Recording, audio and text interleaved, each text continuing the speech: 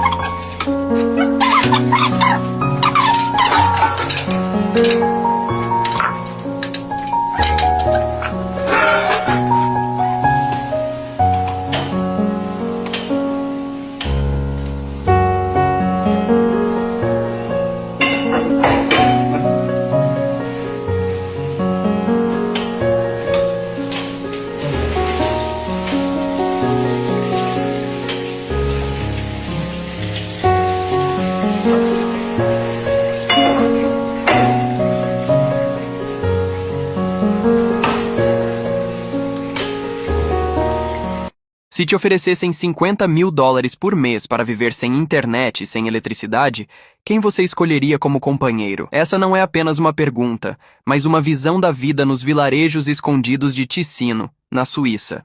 Esses vilarejos parecem verdadeiros contos de fadas, situados em vales e encostas com paisagens que parecem saídas de uma pintura.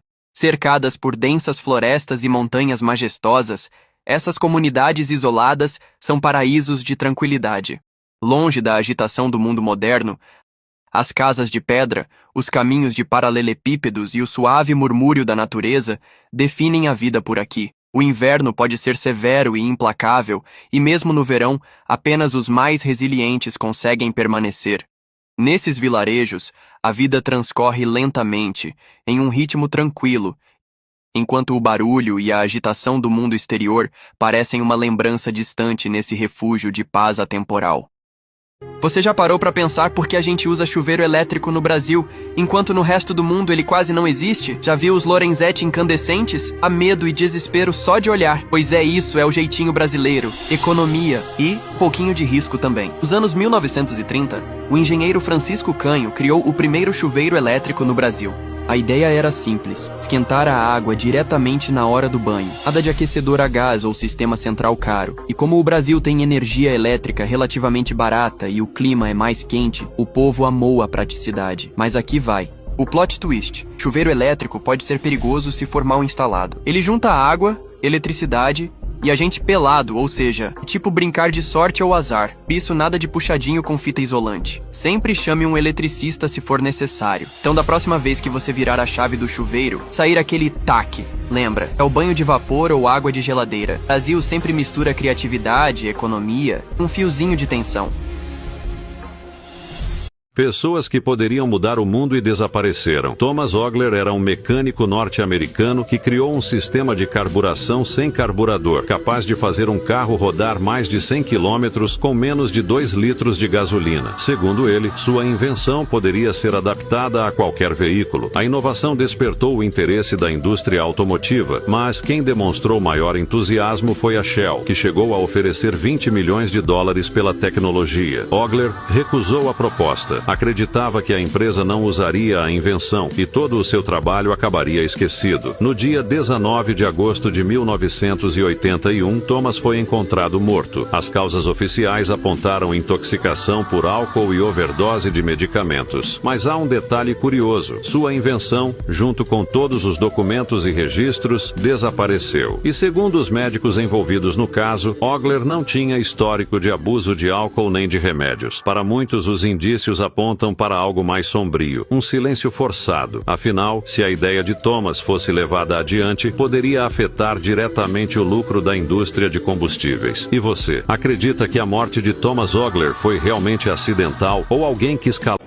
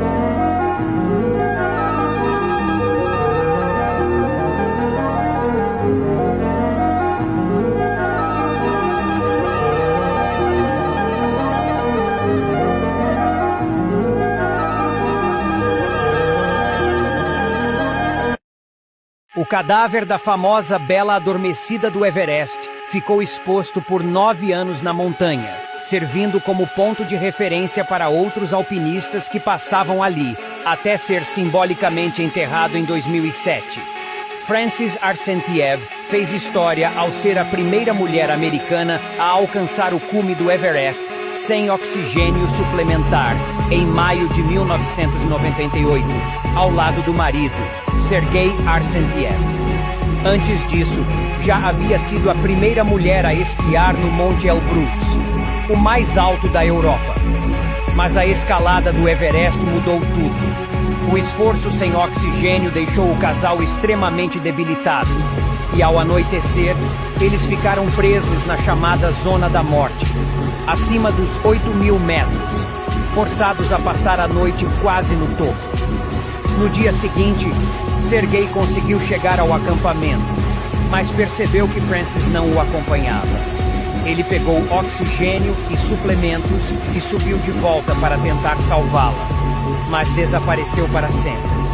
Frances foi encontrada por outro grupo de alpinistas, ainda viva, mas sofrendo com edema cerebral e com o corpo já congelando. Eles tentaram ajudá-la. Deram oxigênio, mas não tinham condições de descer a montanha carregando Frances sem arriscar suas próprias vidas. Tiveram que deixá-la para trás, ouvindo frases desesperadas como "Não me deixe, sou americana", até que ela morreu ali, sozinha, congelada na neve. Seu corpo permaneceu ali, na trilha, deitado de lado, com o rosto congelado como uma estátua, e recebeu o apelido de Bela Adormecida pela aparência serena. Em 2007, Ian Woodall, um dos alpinistas que tentou ajudar, voltou ao Everest e organizou um enterro simbólico, cobrindo o corpo com a bandeira americana. Já Sergei só foi encontrado no ano seguinte, morto em uma fenda, após tentar resgatar a esposa. Uma história de coragem, amor e uma das maiores tragédias do Everest, que ainda ecoa na memória dos montanhistas do mundo inteiro.